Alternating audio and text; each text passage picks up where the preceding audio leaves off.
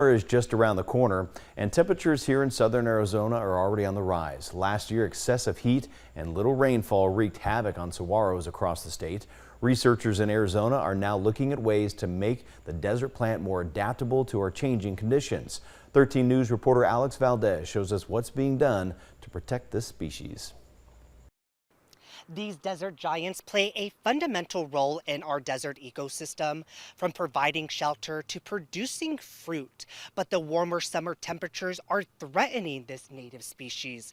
This is why researchers are hoping to breed the next generation of saguaros. Saguaros have dotted the southern Arizona landscape for 8,000 years. I think what draws a lot of people to this area. And so it is such an iconic part of our landscape.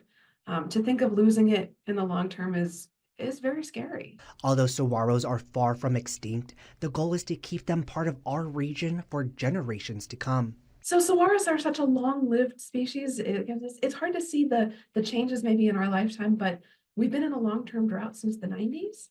And so we're seeing fewer and fewer saguaros entering the population. So I think, it's reasonable to expect that in the long term, as the older saguaros reach the end of their lifespan, we will see fewer. Dr. Helen Rowe, an assistant research professor at Northern Arizona University, says this is where breeding comes to play. We're working to collect seeds from different populations of saguaros and then grow them together. The team is at the beginning phase of the project and will study the saguaros over the years to come. Yeah, collecting them from these extreme environments and then planting them out together, letting them grow, and then subjecting them to these heat.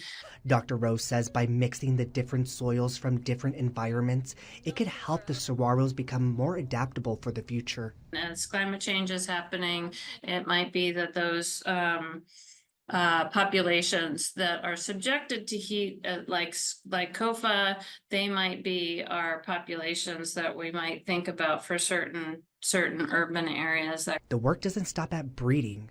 Dr. Rose says they are also looking at ways to protect saguaros from more severe fire conditions. So we're also thinking about what are the best conditions to put them out. We know that they like to have nurse plants. Right now, the team is currently working on an app where nature goers can snap a picture of a saguaro.